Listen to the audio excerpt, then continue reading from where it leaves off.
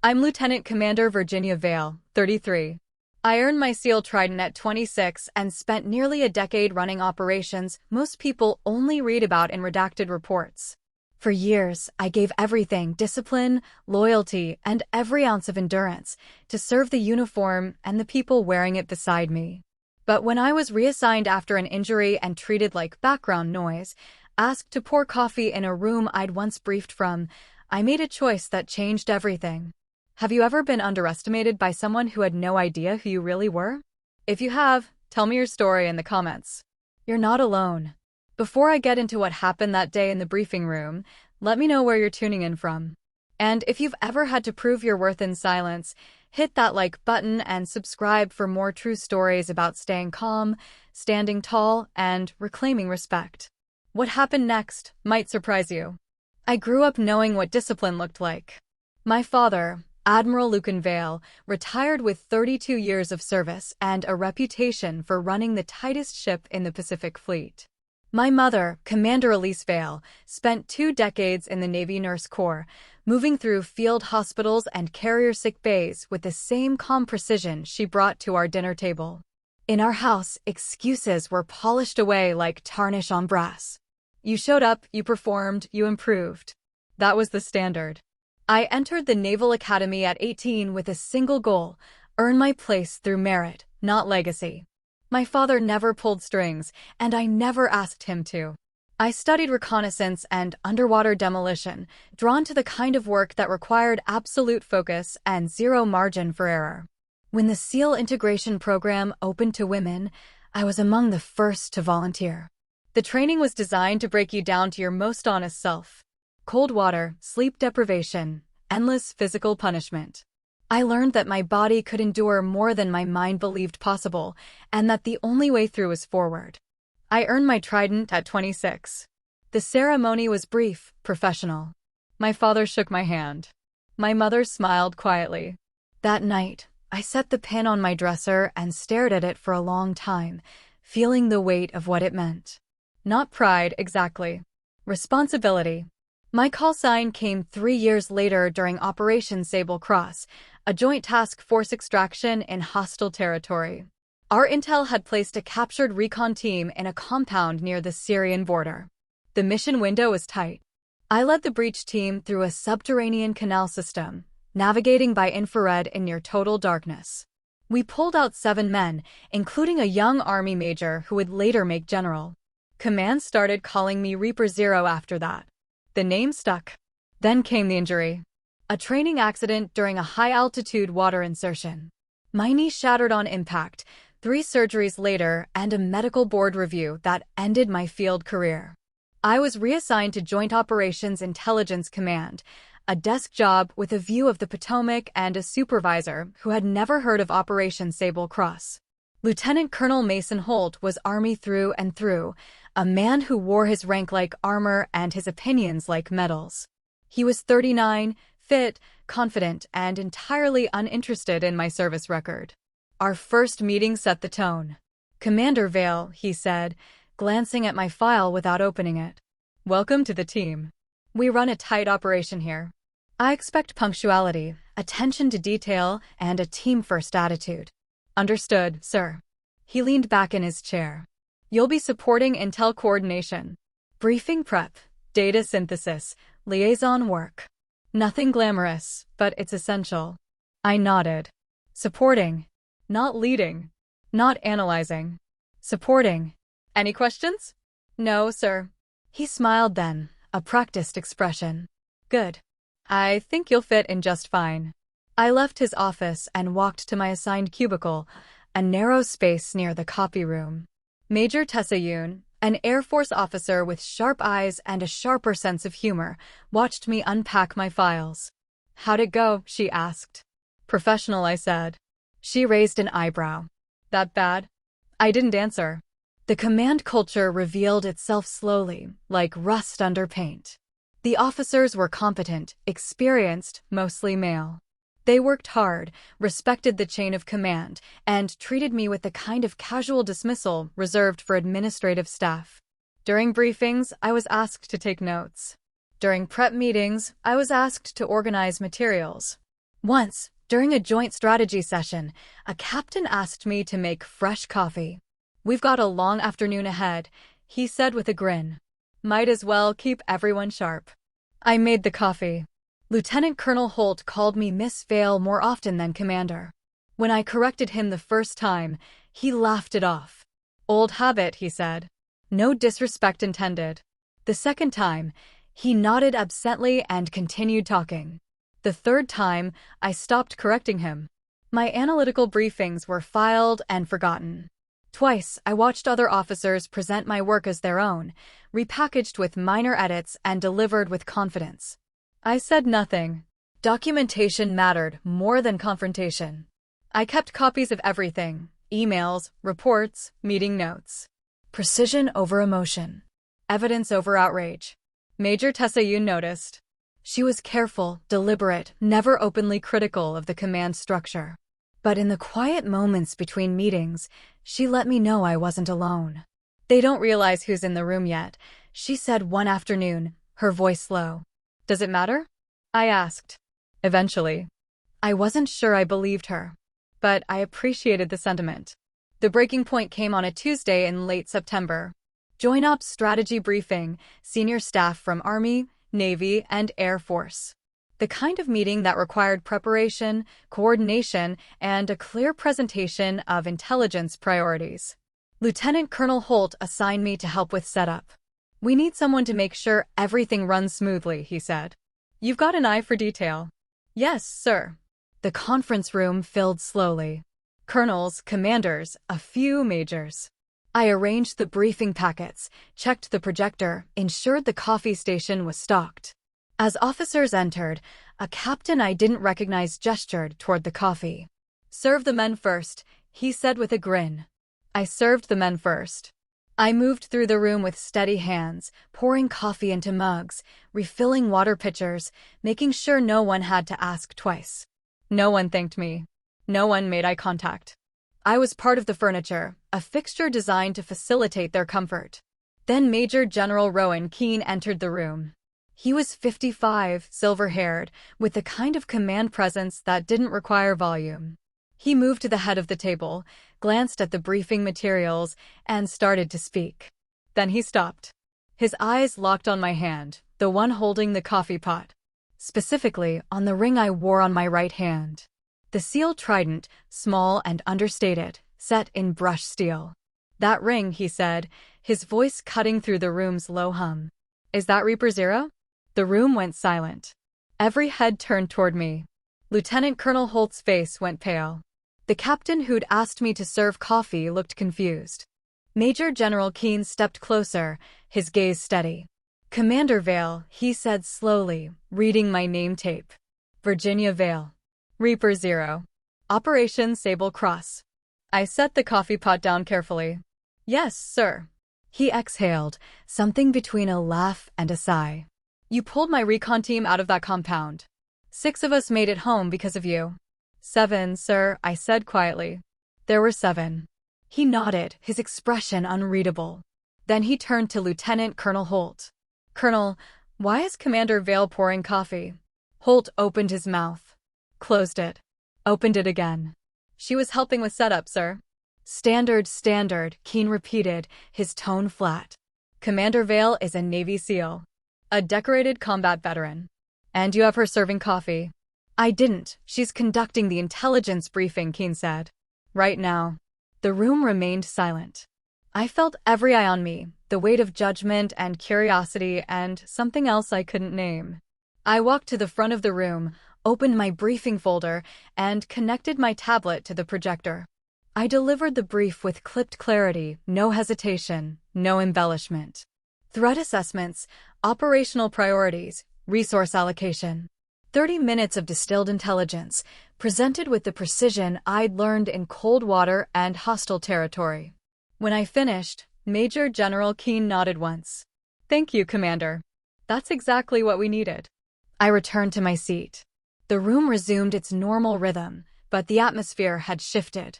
Lieutenant Colonel Holt avoided my gaze for the rest of the meeting. Lieutenant Colonel Holt found me 2 hours later in the corridor outside my cubicle. His posture was stiff, his expression carefully neutral. "Commander Vale," he said. A moment. I stopped walking. "Sir." He glanced around, ensuring we were alone. "I wanted to apologize for this morning.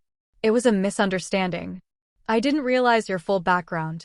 My file's been on your desk for 6 weeks, sir." His jaw tightened. "I should have read it more carefully." I said nothing. "Going forward," he continued, "I'll make sure you're given assignments more appropriate to your experience." "Understood, sir." He waited, perhaps expecting more. Gratitude, maybe. Or reassurance. I offered neither. After a moment, he nodded and walked away. Major Tessa Yoon appeared at my shoulder, a faint smirk on her face. "Guess the coffee wasn't all you served," she said. I didn't smile. "I just did the brief." "You did more than that." She leaned against the wall, arms crossed. "You reminded them what they forgot." That night, in my apartment overlooking the river, I sat at my desk and stared at 2 objects, my sealed trident pin and my military ID badge. I'd spent years earning the first and a lifetime living up to the second. Symbols of endurance, not ego. My father had once told me that the uniform wasn't a costume you wore to impress people. It was a responsibility you carried so others didn't have to. I thought about the briefing, the coffee, the looks on their faces when Major General Keane recognized my ring.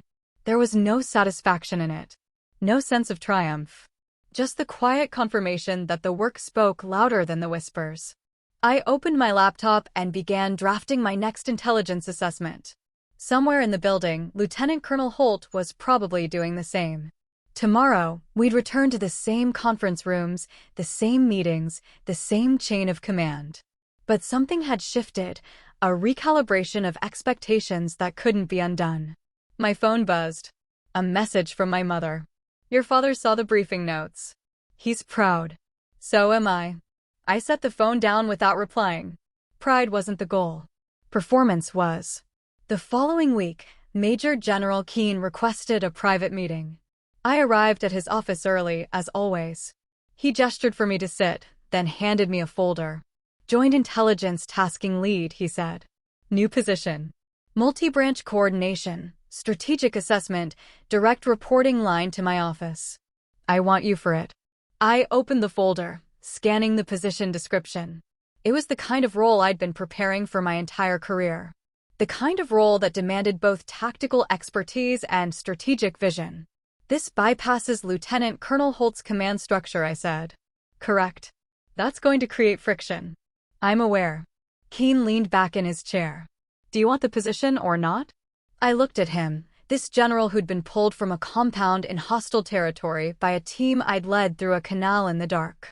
His recon team had survived because I'd refused to accept the mission parameters as written. I'd found another way in, another way out. That was what reconnaissance meant. See the terrain. Adapt. Move. "Yes, sir," I said.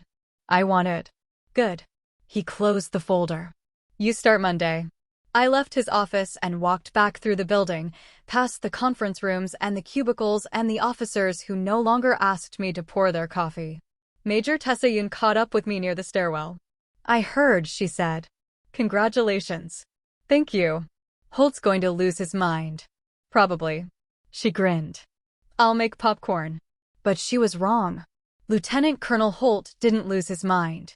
He did something worse. He complied with the transition orders while systematically obstructing the workflow.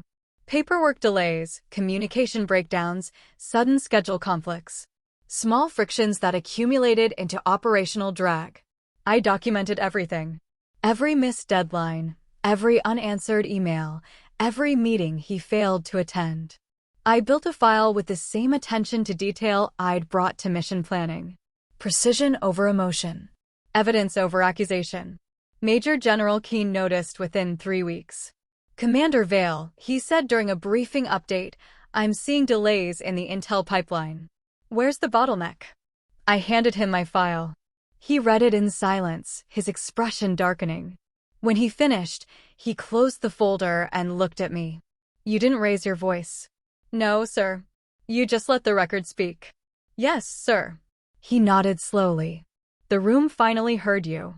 2 weeks later, Lieutenant Colonel Holt was reassigned to a logistics command in Okinawa.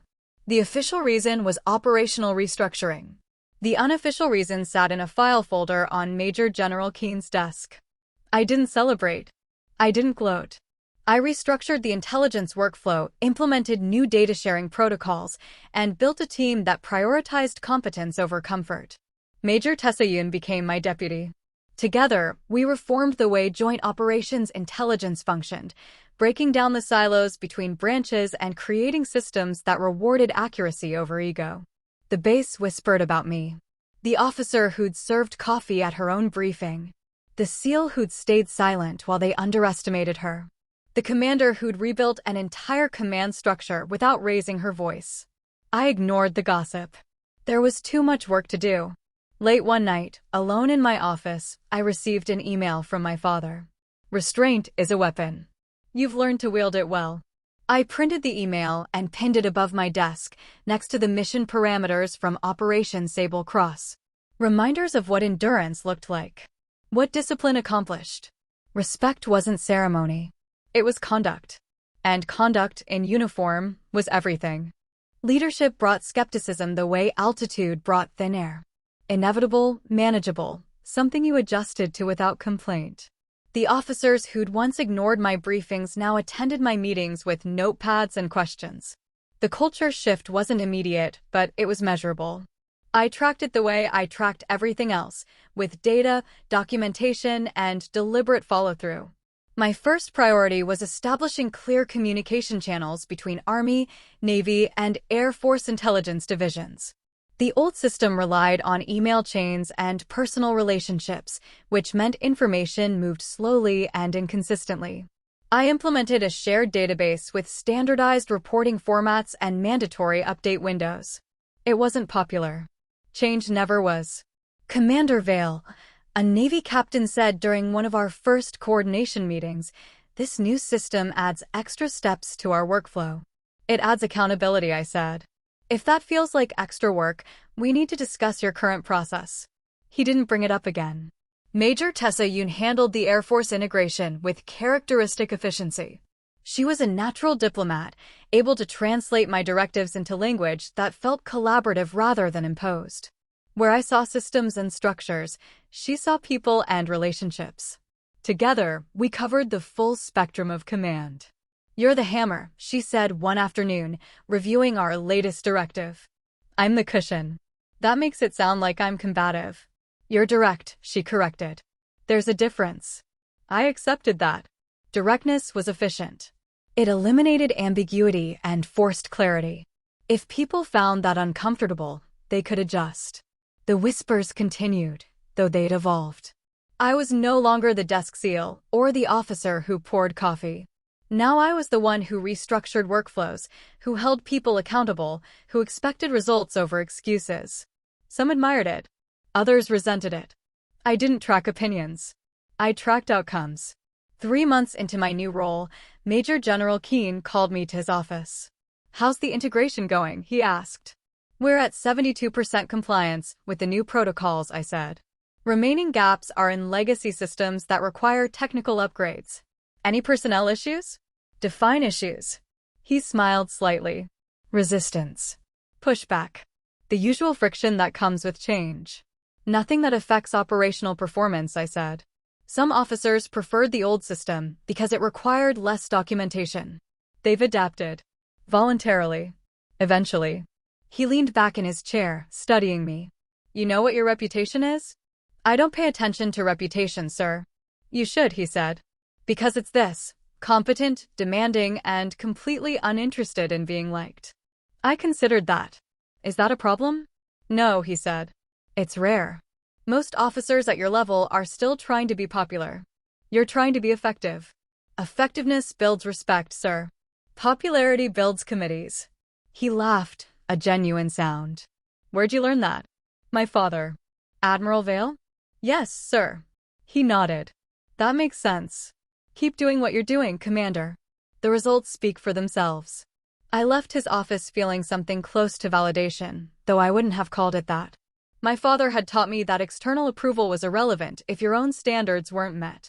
I held myself to a simple metric. Did the work improve the mission? If yes, continue.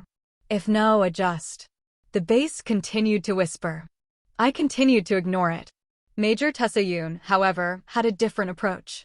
They're calling you the Ice Commander, she said one evening as we reviewed mission briefs. Creative. They mean it as a compliment. Do they? She shrugged. Depends on who's talking. Some people appreciate the clarity. Others think you're cold.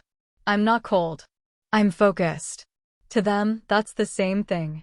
I set down my pen and looked at her. Do you think I'm cold? She considered the question carefully.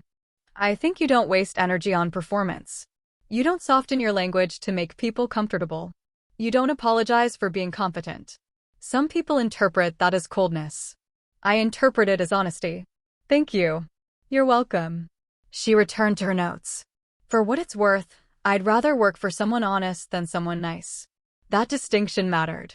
Niceness was a social lubricant, useful in certain contexts, but irrelevant to mission success. Honesty was structural. It built trust through consistency, not charm. The transformation wasn't revenge. It was restoration.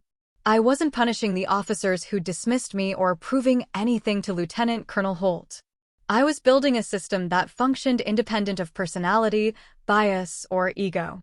A system where performance determined advancement, where competence earned respect, where the work mattered more than the whispers.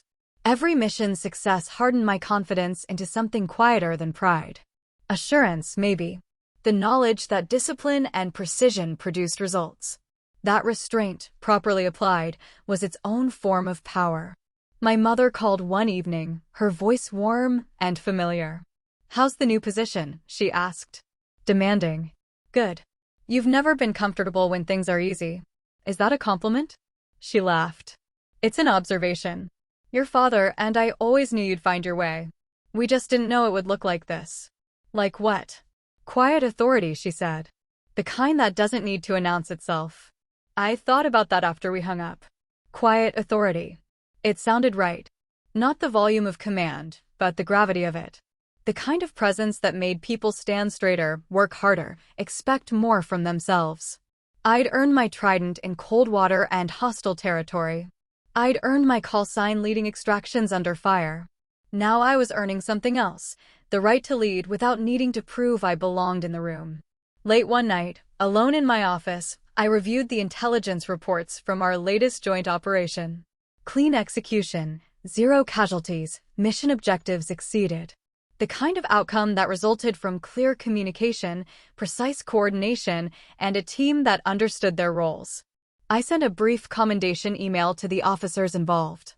Professional, specific, devoid of unnecessary praise. They'd done their jobs well. That deserved acknowledgement, not celebration. Major Tessa Yoon appeared in my doorway. Still here? She asked. Finishing up. It's almost midnight. Then I'm almost finished. She smiled. You ever take a break? When the work's done. The work's never done, Virginia. It was the first time she'd used my first name. I looked up at her surprised. Sorry, she said. Too familiar? No, I said. It's fine. She stepped into the office, closing the door behind her. Can I ask you something? Of course. Do you ever get tired? Of what? This. She gestured around the room. The constant proving. The endless documentation. The weight of being the first woman in every room who's earned what you've earned. I considered her question carefully. I don't think about it as proving. I think about it as performing. That's not an answer. Yes, I said quietly. I get tired. But you don't stop. No. Why not? I looked at the reports on my desk, the mission briefs, the coordination protocols. Because stopping means someone else has to carry it. And I didn't earn this position to pass the weight to someone else. She nodded slowly. That's what I thought you'd say. Is that wrong? No, she said. It's just lonely. She left before I could respond. I sat in the silence of my office, surrounded by the architecture of command. She was right. It was lonely. But loneliness was a byproduct of leadership, not a failure of it. You couldn't build something solid while constantly seeking company. You built it in the quiet hours, with steady hands and clear eyes, and you trusted that the foundation would hold. Restraint was power. Discipline was freedom. And command, real command, was the willingness to carry weight others couldn't see. I turned off my office light and walked to my car through the empty parking lot. Above me, stars scattered across a clear sky, indifferent and eternal. Somewhere, in another office, another young officer was working late, building something that mattered, carrying weight they'd earned the right to hold. The work continued. It always did. 6 months passed. The intelligence coordination system I'd built became standard operating procedure across the Joint Command. Officers who'd initially resisted the changes now defended them to their superiors. Major Tessa Yoon's diplomatic touch had transformed skeptics into advocates, and the mission success rate reflected the improved workflow. I was promoted to Commander 05 at 34. The ceremony was brief and professional, exactly as I preferred. My father attended in dress uniform, my mother beside him. Major General Keane pinned the new insignia to my collar. "Well earned, Commander Vale," he said quietly. "Thank you, sir." That evening, my parents took me to dinner at a quiet restaurant near the base. My father ordered wine, which he rarely did. My mother smiled more than usual. "You've built something impressive," my father said. "The kind of system that outlasts individual leadership." "That's the goal," I said. "Make yourself obsolete by making the structure solid." He raised his glass. "To structural integrity." We drank.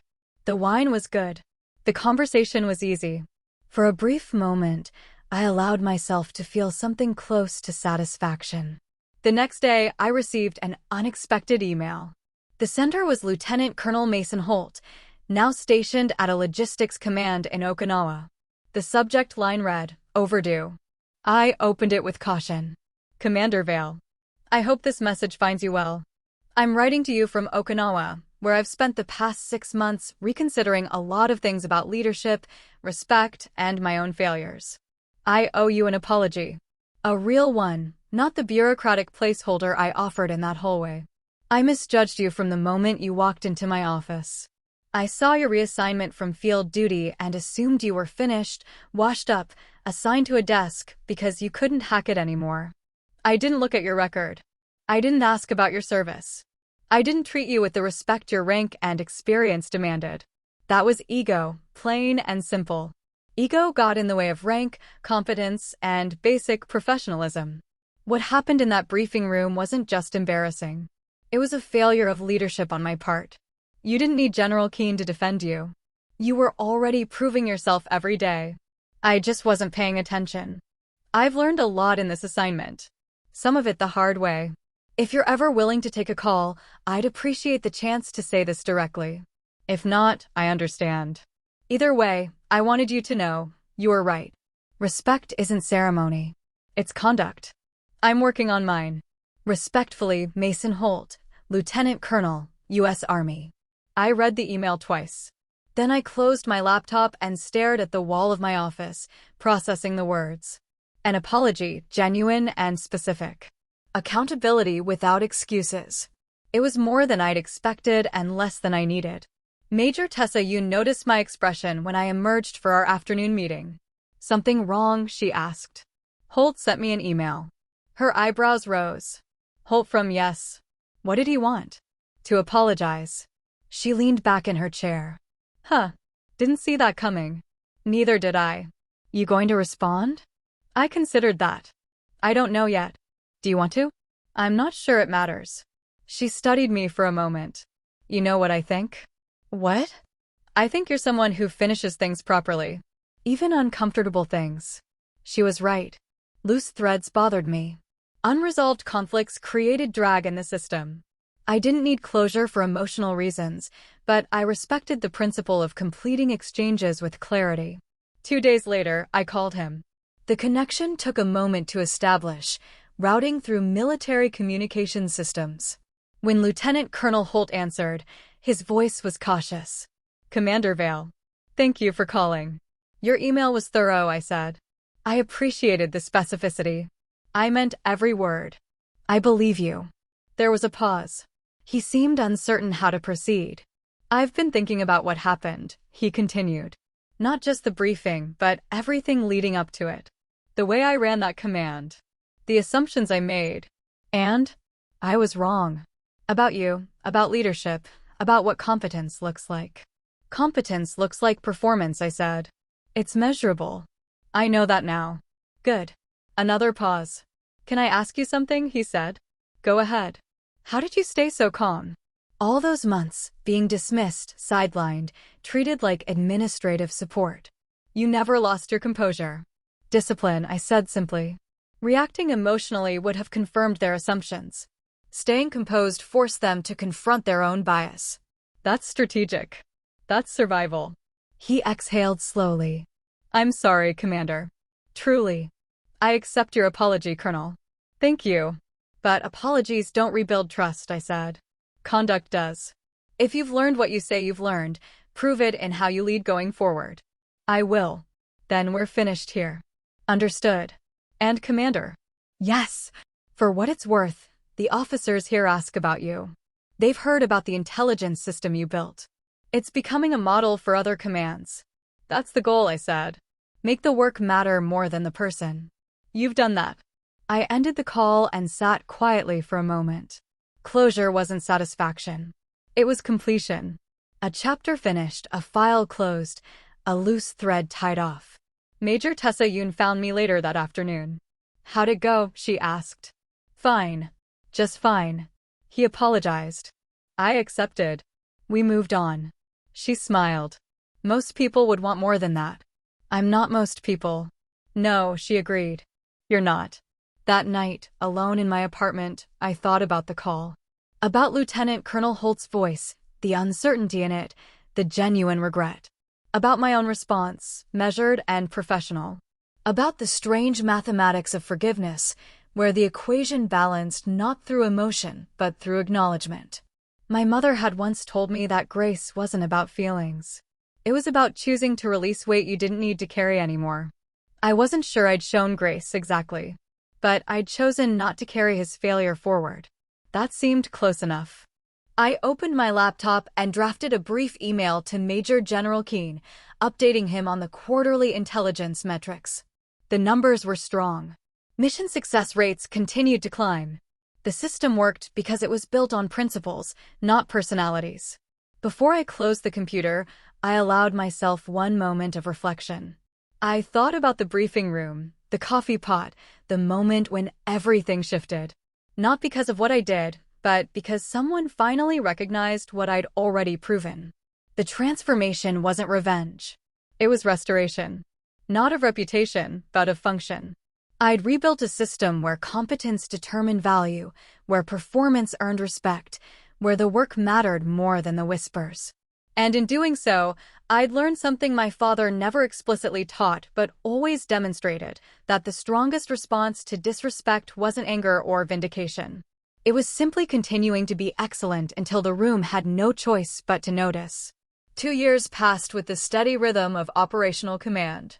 I led intelligence coordination for joint operations across 3 theaters, supported major strategic initiatives, and mentored 15 junior officers through their first combat deployment preparations. Major Tessa Yoon was promoted to lieutenant colonel and transferred to the NATO Intelligence Division in Brussels. We maintained contact through secure channels and occasional video calls. How's Europe? I asked during one of our quarterly check-ins. Bureaucratic, she said. But functional. You trained me well. You trained yourself. I learned from the best. I didn't respond to that. Compliments made me uncomfortable, not because I didn't appreciate them, but because they shifted focus from the work to the person. The work was what mattered. My father retired fully at 65, moving with my mother to a small house near Annapolis. They invited me for dinner once a month, and I attended when operational tempo allowed. The conversations were easy, familiar. My father asked about systems and structures. My mother asked about people and rest. I answered honestly, though I suspected my mother knew I wasn't sleeping enough. You're running yourself thin, she said one evening. I'm managing fine. That's not the same as thriving. I'm not built for thriving, I said. I'm built for functioning. She gave me a look that held 3 decades of nursing experience and maternal intuition. Those aren't opposites, Virginia. I changed the subject. In the spring of my 36th year, Major General Rowan Keane announced his retirement. The ceremony was formal, attended by senior officers from across the Defense Department. He'd served for 33 years, led operations on 4 continents, shaped policy at the highest levels. When he spoke to the assembled crowd, his voice carried the weight of experience and the lightness of completion. Leadership isn't about being the smartest person in the room, he said. It's about building a room where smart people can do their best work. If I've done that, I've succeeded.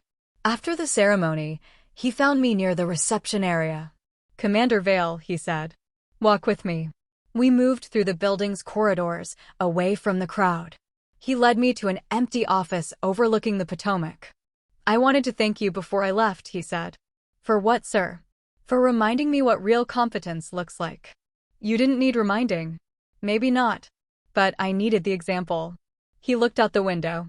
That day in the briefing room, when I recognized your ring, that wasn't just about you.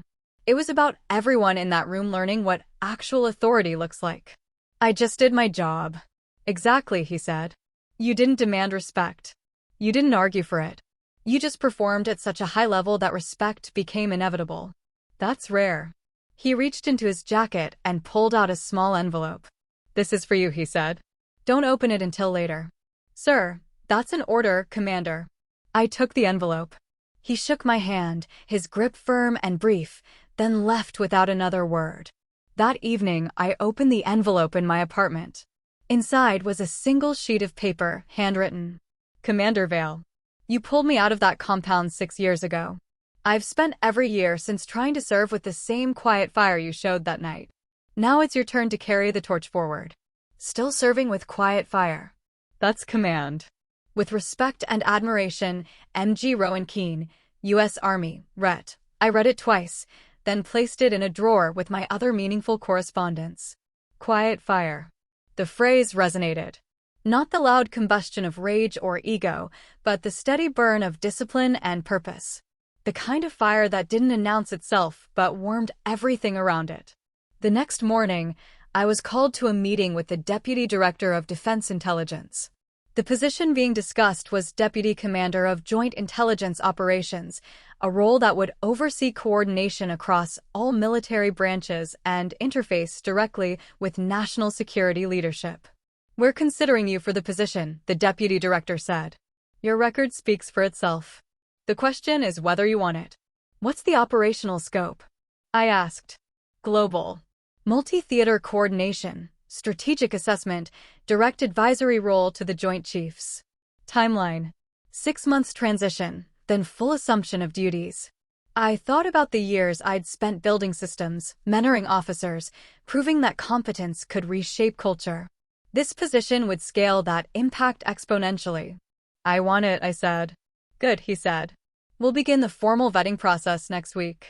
I left the meeting and returned to my office, where a stack of intelligence briefs waited for review. The work continued, as it always did. But something had shifted. Not in the work itself, but in my relationship to it. I was no longer rebuilding. I was building forward. Major Tessayun called that evening from Brussels. I heard about the promotion track, she said. Congratulations. How did you hear already? NATO intelligence community is small. Word travels. It's not confirmed yet. It will be, she said. You've earned it 10 times over. We talked for 20 minutes about operational protocols and personnel transitions. Before we hung up, she asked me a question. Are you happy, Virginia? I paused. That's not really the metric I use. I know. But I'm asking anyway. I thought about it carefully. I'm satisfied. The work is meaningful. The impact is measurable. I'm doing what I was trained to do. That's not an answer. Yes, I said finally. I'm happy. In the way that matters to me. Good, she said. You deserve that. After we disconnected, I stood at my apartment window and looked out over the city. Lights scattered across the landscape, each one representing people living their lives, making their choices, carrying their own weight. I thought about the path that had brought me here. The cold water training, the canal extraction, the injury, the desk job, the coffee pot, the briefing room, the transformation. Not revenge. Restoration. I'd rebuilt myself not through anger or vindication, but through the steady application of discipline and competence. I'd proven that respect couldn't be demanded or borrowed. It had to be earned through performance, maintained through consistency, and demonstrated through results. My father's words echoed in my memory. The uniform isn't a costume. It's a responsibility. I'd carried that responsibility through hostile territory and bureaucratic resistance, through dismissal and recognition, through injury and reconstruction. I'd carried it when no one was watching and when everyone was. And in carrying it properly, I'd created space for others to do the same. The next generation of officers would stand a little straighter because I'd refused to bend. They'd demand respect because I'd shown them how to earn it. They'd build systems that outlasted personalities because I'd demonstrated the architecture. That was legacy. Not the stories people told about the briefing room or the coffee pot, but the systems that remained after I moved on. The standards that held firm when I wasn't there to enforce them. I returned to my desk and opened my laptop. There was always more work to do. Intelligence briefs to review, protocols to refine, officers to mentor. The work never ended, but that was the point. You didn't serve until the mission was complete. You served because the mission mattered. Restraint was power. Discipline was freedom. And command, real command, was the willingness to carry weight others couldn't see, for reasons that wouldn't be fully understood until you were gone. I pulled up the first brief and began reading. Somewhere across the ocean, Lieutenant Colonel Tessa Yoon was doing the same. Somewhere in Okinawa, Lieutenant Colonel Mason Holt was learning to lead differently. Somewhere in Annapolis, my parents were sleeping peacefully, proud of a daughter who'd found her own way to serve. And here, in this office overlooking the Potomac, I continued the work. Quietly. Precisely. With the kind of fire that burned steady and long. Still serving. Still building. Still proving that excellence, properly applied, was its own reward. The vetting process took 4 months instead of 6. Background checks, security clearances, interviews with senior leadership across all branches. I answered every question with the same precision I brought to intelligence briefs. No embellishment, no false modesty. Just facts and demonstrated capability. The confirmation came on a Thursday afternoon. Deputy Commander of Joint Intelligence Operations, effective immediately. The ceremony was scheduled for the following week, but the work began that evening. I received briefing books on active operations in 7 theaters, classified assessments of emerging threats, and personnel files for the 100-plus officers who would report through my chain of command. I read through the night. The ceremony itself was professional and efficient. My parents attended, along with a delegation of officers I'd worked with over the years. Lieutenant Colonel Tessa Yoon flew in from Brussels, citing essential NATO coordination as her official reason for the trip. We both knew better. Couldn't miss this, she said quietly before the ceremony began. It's just a promotion. It's vindication, she corrected. No, I said. It's continuation. The presiding officer, a 3-star admiral I'd briefed dozens of times, kept his remarks brief. Commander Vale has demonstrated exceptional competence in joint operations intelligence coordination. Her systems have improved mission success rates across multiple theaters. Her leadership has set new standards for inter-service cooperation. It is my honor to promote her to the position of Deputy Commander, Joint Intelligence Operations. New insignia. New responsibilities. Same work, larger scale. Afterward, my father approached me with an expression I couldn't quite read. Proud of you, he said simply. Thank you. Your mother wants pictures. We took the required photographs. Professional shots for the official record, informal ones for the family archive. My mother hugged me, something she rarely did in public. You've come a long way from that briefing room, she whispered. I was always here, I said. The room just finally noticed. That evening, a small group gathered for dinner at a restaurant near the base. Tessa, my parents, 3 senior officers who'd become something close to friends over the years. The conversation was easy, marked by the comfortable rhythm of people who respected each other's work. Captain Rafi Delgado, now a lieutenant commander, raised his glass. To Commander Vale, he said. Who taught us all that quiet confidence beats loud ego every single time? I'll drink to that, Tessa added. They drank. I nodded my thanks, uncomfortable with the attention, but recognizing the sincerity behind it. Later, after my parents had returned to their hotel and the other officers had departed, Tessa and I walked along the river. The night was clear, unseasonably warm for October. You did it, she said. Did what? Changed the entire culture of joint intelligence operations. Built systems that will outlast both of us. Proved that a woman could not only survive in this environment, but reshape it entirely. I just did my job. Stop, she said, her voice sharper than usual. Stop diminishing what you've accomplished. You earned this. You fought for this. Not with complaints or demands, but with performance so exceptional that they had no choice but to recognize it. I stopped walking. Why does that bother you? Because you won't let yourself acknowledge it. She turned to face me. Virginia, you're allowed to be proud. You're allowed to feel satisfied. You're allowed to recognize that you've achieved something extraordinary. Pride interferes with performance. No, she said. False pride does. Real pride, earned pride, fuels better performance. It gives you confidence to take bigger risks, make harder decisions, lead with more authority. I considered her words. She wasn't wrong. I'd spent so many years focused on the work itself that I'd forgotten to acknowledge the meaning behind it. I'll think about it, I said finally. She smiled. That's all I ask. We continued walking. Ahead, the city lights reflected off the river's surface, creating patterns that shifted with the current. Constant motion, constant change, but the river itself remained. What's next for you? Tessa asked. The work. Always the work. What else is there? She laughed. Life, Virginia. Relationships. Rest. Joy. I have those things. Do you? I didn't answer immediately. The truth was complicated. I had my parents, my colleagues, the satisfaction of work well done. But personal relationships beyond that? Time for rest? Moments of uncomplicated joy? Those were scarcer. I have enough, I said finally. Enough isn't the same as fulfilled. It is for me. She let it go, but I could tell she disagreed. We walked in silence for a while, each processing our own thoughts. The next morning, I reported to my new office. Larger than my previous space, with windows overlooking the command center. My predecessor had left detailed transition notes, organized with military precision. I spent the first week learning systems, meeting key personnel, and identifying areas for improvement.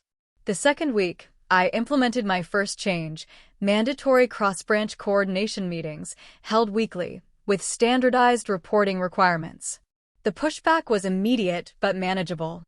I'd learned that resistance to change was natural, but resistance to demonstrated success was rare. By the third week, the meetings were running smoothly. Officers who'd initially complained about the additional workload began seeing the benefits. Information flowed faster. Redundancies disappeared. Mission planning improved. I documented everything as always. One afternoon, I received a package by a military courier. The return address was listed as Okinawa. Inside was a brief note and a small wooden box. Commander Vale, I heard about your promotion. This belonged to my grandfather, who served in the Pacific during World War II. It's a challenge coin from his unit. He gave it to me when I made major, told me to pass it along to an officer who embodied the values he fought to protect. I think he'd want you to have it. The inscription reads, Duty before distinction. That's you. Respectfully, Mason Holt, Lieutenant Colonel, U.S. Army. I opened the box. The coin was worn, brass with a patina that spoke of decades of handling. On one side, an eagle. On the other, the words he'd mentioned.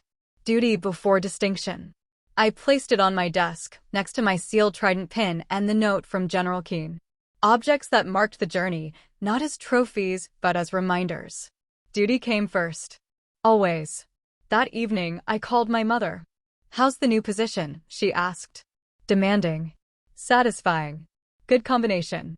Tessa thinks I should acknowledge my accomplishments more. She's not wrong. You agree with her? Virginia, my mother said gently, you've spent your entire life proving you belong. You've done that. Now it's time to recognize that you don't just belong. You lead. I'm working on it. I know you are. That's why I'm not worried. After we hung up, I sat at my desk and looked at the objects arranged there. The trident, the note, the coin, each one representing a different aspect of the same truth. That service meant carrying weight others couldn't see, for reasons they might never fully understand. But maybe, just maybe, it also meant allowing yourself to recognize the weight you'd already carried, to acknowledge the distance you'd traveled, to accept that you'd earned not just your position, but your peace. I wasn't there yet, but I was closer than I'd been in the briefing room, pouring coffee with a seal ring on my finger, waiting for someone to notice what I'd already proven. The transformation wasn't complete, but it was real, and that, for now, was enough. 5 years passed. I turned 41 in the same quiet way I'd marked every birthday, acknowledgement without celebration, gratitude without ceremony. The work had become something beyond career advancement. It was architecture now, the building of systems that would function long after I moved on. Lieutenant Colonel Tessa Yoon made full colonel and returned stateside to command an intelligence wing at Langley. We had lunch once a month, discussing operations with the ease of people who'd built trust through shared confidence. "You're different," she said during one of these lunches.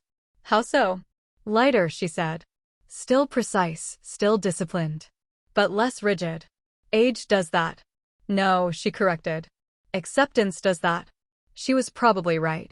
Somewhere in those 5 years, I'd stopped fighting gravity and learned to work with it instead. The systems I'd built were mature now, running smoothly across all branches of joint operations. My focus had shifted from construction to cultivation, ensuring the next generation of officers understood not just the protocols, but the principles behind them. I mentored 23 junior officers during those years. Taught them that competence was a language, that discipline created freedom, that respect couldn't be demanded but only earned through consistent excellence. Some learned faster than others. All of them learned. My father's health declined gradually. A series of small strokes, each one taking a piece of his sharpness, leaving behind a softer version of the man who'd shaped my understanding of duty. My mother cared for him with the same precision she'd brought to field hospitals, but I could see the toll it took. "He's proud of you," she told me during one of my visits. "I know." "No, I mean he tells me every day. Sometimes twice." The memory issues make him repeat himself, but the pride is constant. I sat with him that afternoon in their sunroom overlooking the water. He didn't always recognize me immediately, but once he did, his eyes cleared. "Commander," he said, using my rank the way other fathers might use endearments. "Admiral," I replied, following our old pattern. "How's the work?" "Steady." "Good. That's right. Keep it steady." He paused, searching for something. "Did I ever tell you about restraint?" "Many times." "It's a weapon," he said. "The kind that doesn't make noise but wins wars." "I remember." He nodded, satisfied, then drifted into quiet contemplation of the water. I sat with him for an hour, saying little, both of us comfortable in the silence that had always marked our relationship. He passed away 3 months later, peacefully, in the early morning. My mother called me at dawn. "He's gone," she said simply. I took emergency leave and flew to Annapolis. The funeral was military, formal, attended by officers who'd served with him across 3 decades. They told stories about his leadership, his precision, his unwavering commitment to duty. I listened to each one, recognizing the man they described, but knowing a different version. The father who'd taught me that excellence was quiet, that discipline built freedom, that service meant carrying weight no one else could see. During the reception, a retired captain approached me. "You're just like him," he said. "Thank you." That wasn't necessarily a compliment, he added gently. "Your father was brilliant, but he was also isolated. He carried everything himself. Never asked for help. That was his strength. It was also his limitation." I thought about that conversation for weeks afterward. My father had built an extraordinary career through discipline and confidence, but he'd done it alone. My mother had been his partner, but even she hadn't fully penetrated the walls he'd constructed around his sense of duty. Was I following the same pattern? Tessa thought so. During one of our lunches, she brought it up directly. "You're becoming him," she said. "My father." "Yes. Brilliant, competent, isolated." "I'm not isolated. I have colleagues, Mencio." "Professional relationships," she said. "What about personal ones?" "These are personal." "No," she said. "They're professional relationships with personal elements." "That's different." I set down my fork. "What are you suggesting?" "I'm suggesting that maybe there's more to life than operational success. Maybe excellence in command doesn't require sacrificing everything else." "I haven't sacrificed anything." "Haven't you?" She leaned forward. "When's the last time you did something just for yourself? Took a vacation that wasn't terminal leave for a family emergency? Spent time with someone who doesn't work in intelligence?" I couldn't answer immediately. "That's what I thought," she said, not unkindly. That conversation stayed with me. I found myself examining my life with the same analytical precision I brought to intelligence assessments. The picture that emerged was clear: exceptional professional competence, minimal personal connection. A life structured around duty, with little room for anything else. Was that wrong? My father had lived similarly. He'd been satisfied, fulfilled even. But the captain's words echoed, brilliant and isolated. I didn't have answers, but I recognized the question. 3 months after my father's death, I was offered a position as Director of Joint Intelligence Operations. A 2-star admiral billet, the highest position I'd realistically achieve without transitioning fully into policy and strategy roles that would take me away from operational intelligence. "Take the weekend to consider it," the Secretary of Defense told me. I didn't need a weekend. "I accept." "You're sure? This is the culmination of everything you've built. Once you're in this role, you'll be managing the managers, setting policy rather than implementing it." "I understand." "And you still want it?" "Yes, sir." The promotion ceremony was larger than previous ones. Dignitaries from all branches, representatives from allied nations, media coverage. My mother attended, dignified in black, still grieving but present for this moment. "Your father would have been so proud," she whispered before the ceremony. "He already was," I said. "I know. But he would have loved to see this." The presiding officer was a 4-star admiral who'd served with my father decades ago. "Virginia Vale represents the highest standards of military intelligence leadership," he said. "Her systems have revolutionized how our services share information and coordinate operations. Her mentorship has shaped a generation of officers. Her commitment to excellence has set a new standard for what competent leadership looks like. It is my distinct honor to promote her to Rear Admiral, Director of Joint Intelligence Operations." The stars were pinned. The oath was taken. The applause was genuine. Afterward, in a quiet moment away from the crowd, my mother found me. "How do you feel?" she asked. "Satisfied. Ready. And what? And human," she said gently. "Virginia, you've achieved something extraordinary. You're allowed to feel more than satisfied. You're allowed to feel proud, grateful, even joyful." I looked at her, this woman who'd spent 40 years as a military nurse, who'd raised me to value discipline and duty, who'd buried her husband 3 months ago and still found the strength to stand here supporting me. "I'm working on it," I said quietly. She smiled. "That's all I ask." That evening, alone in my apartment, I stood at the window overlooking the city. 2 stars on my collar now. Director of Joint Intelligence Operations. The culmination of 23 years of service, from cold water training to combat operations to command leadership. I thought about the briefing room, the coffee pot, the ring on my finger. The moment everything shifted. They'd thought I was pouring coffee. I'd been pouring restraint. And restraint, in uniform, was power. The transformation had taken years. Not revenge, but restoration. Not proving worth, but building systems that made worth irrelevant. Creating structures where competence determined value, where performance earned respect, where the work mattered more than the whispers. I'd done that. The systems held. The next generation stood straighter. But Tessa was right. So was that retired captain. Excellence in one area didn't require emptiness in others. My father had believed it did, and maybe that belief had limited him in ways I was only now beginning to understand. I didn't have answers yet, but I recognized the question. And recognizing the question, I'd learned, was always the first step toward finding solutions. The next morning, I entered the briefing room as director for the first time. 15 officers stood as I walked in, representing all branches of service. Some I'd worked with for years.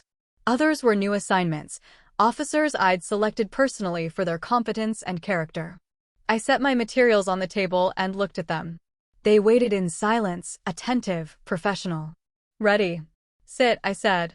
They sat. I didn't begin with pleasantries or mission statements. I began with the work.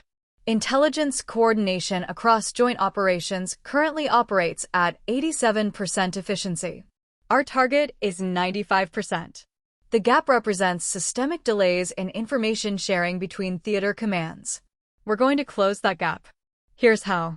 For the next 90 minutes, I outlined new protocols, identified bottlenecks, assigned responsibilities. The officers took notes, asked clarifying questions, offered suggestions. It was everything a command meeting should be: focused, efficient, collaborative. As the meeting concluded, I noticed something. A young Navy lieutenant in the back row, taking notes, but also watching me with careful attention.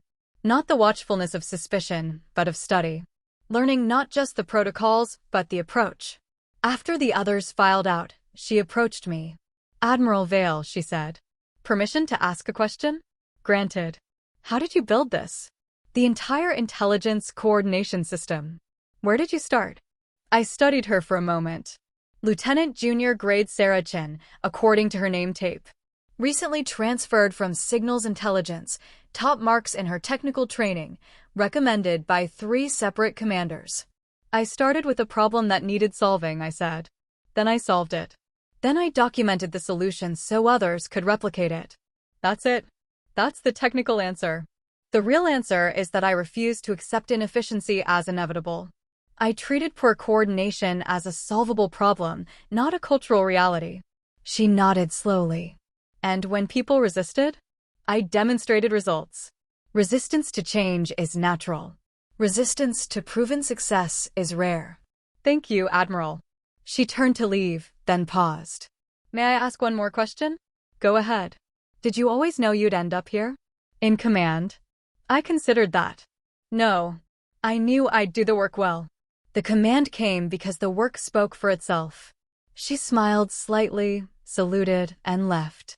I gathered my materials and returned to my office. On my desk, amid the operational reports and intelligence briefs, sat a small envelope. Inside was a note from Tessa. Congratulations on your first day as director. Don't forget to eat lunch. Don't forget you're human. Don't forget that excellence includes rest. Your friend, Tessa. I smiled despite myself. She knew me too well. That afternoon, I did something unusual. I left the office at 1700 hours, drove to a park near the river, and walked for an hour. No phone calls, no briefings, no operational planning. Just walking, watching the water, letting my mind settle. It felt strange at first. Inefficient. But gradually, I recognized the value. Rest wasn't weakness. It was maintenance. Even the best systems needed downtime to remain effective. When I returned home, I called my mother. How was your first day? She asked. Productive. Of course it was. Did you do anything else? I went for a walk. There was a pause. Really? Tessa's influence. My mother laughed, a sound I hadn't heard much since my father's death. Good. She's a good influence. She's persistent. That's why she's good for you. We talked for 20 minutes about small things. Her garden, the weather, a book she was reading. Normal conversation, the kind I rarely made time for. When we hung up, I felt something unfamiliar. Not satisfaction or completion, but something gentler. Connection, maybe. The weeks settled into a new rhythm. Morning briefings, operational planning, mentorship sessions, policy development. But also, weekly lunches with Tessa, monthly dinners with my mother, occasional walks by the river. Small adjustments to a life that had been built entirely around duty. The systems I'd created continued functioning at high efficiency. Mission success rates remained strong. The next generation of intelligence officers developed competence and character. The work continued. But I was learning something my father never had, that excellence didn't require sacrifice of everything else. That rest enhanced performance rather than diminishing it. That personal connection strengthened leadership rather than weakening it. 6 months into my new role, Lieutenant Junior Grade Sarah Chin requested a mentorship meeting. I approved it immediately. "Admiral," she said when she entered my office, "I wanted to thank you." "For what?" "For showing me what leadership looks like. Not the loud kind or the political kind. The competent kind." "You're welcome. I've been studying your career," she continued. "The SEAL training, the combat operations, the transition to intelligence, the systems you built. It's remarkable." "It's just work, Lieutenant." "No," she said firmly. "It's legacy. You've changed how joint operations function. That impact will last decades." I didn't respond immediately. Legacy wasn't something I thought about often. The work was the work. But she was right. The systems would outlast me. The standards would hold. The next generation would build on foundations I'd laid. "What do you want to know?" I asked. "How do I do what you did?" "Not the specific path, but the approach. How do I build something that matters?" I leaned back in my chair, considering the question carefully. "Start with the problem in front of you. Solve it better than anyone expects. Document your solution. Share it. Then find the next problem. That's it. That's the foundation. The rest is discipline, persistence, and refusing to accept mediocrity as inevitable. And when people dismiss you, when they underestimate you, let them," I said. "Their assumptions are their limitation, not yours. Focus on performance. Results speak louder than arguments." She nodded, absorbing this. "And restraint?" "I've heard people describe your leadership as restrained but powerful." "Restraint isn't weakness," I said. "It's precision. It's choosing your battles, conserving energy for what matters, and refusing to waste effort on proving yourself to people who aren't paying attention anyway." "Did you learn that in SEAL training?" "No. I learned it from my father. SEAL training just reinforced it." We talked for another 30 minutes. I shared specific examples, operational challenges I'd faced, and how I'd approached them. She listened with the kind of focus that indicated she'd remember every word. After she left, I sat quietly in my office. The sun was setting over the Potomac, casting long shadows across the command center visible through my window. Officers moved through the space below, executing the protocols I'd designed, upholding the standards I'd established. This was legacy. Not the rank or the ceremony, but the systems that functioned after you left the room. The standards that held when you weren't there to enforce them. The officers who stood straighter because you'd shown them what excellence looked like. I thought about the briefing room again. That moment when Major General Keane had recognized my ring, when everything shifted. Not because of what I did in that instant, but because of everything I'd already proven. They'd made me serve coffee. I'd served restraint instead. And restraint, properly applied, had built something that would outlast every person in that room. I closed my laptop and prepared to leave for the day. Tomorrow would bring new challenges, new operations, new opportunities to refine the systems and mentor the next generation. But tonight, I'd have dinner with my mother. I'd call Tessa. I'd rest. Because I'd finally learned what my father never had, that duty and life weren't opposites. They were partners. And excellence in one enhanced capacity for the other. The transformation was complete. Not the transformation from dismissed officer to command leadership. That had happened years ago in a briefing room with a coffee pot and a ring. This was a different transformation. From isolation to connection. From duty as burden to duty as purpose. From proving worth to simply being worthy. Still serving. Still building. Still leading with quiet fire. But now, finally, traveling lighter. Here's where I'll leave it. I didn't raise my voice, I raised the standard. If this resonated, tap like, subscribe, and share it with someone who's earning respect the quiet way. Questions for you. Have you ever been asked to serve when you were qualified to lead? What did you do? Where's the line between staying professional and setting a hard boundary? What's one time your work spoke louder than your title? If you've served, how has rank/role shaped the respect you get, or don't? What would you have done in that briefing room when the coffee comment landed? What's one thing you'll change tomorrow to make your competence impossible to ignore? Drop your answers in the comments and tell me where you're watching from. Your story might help someone else stand a little taller.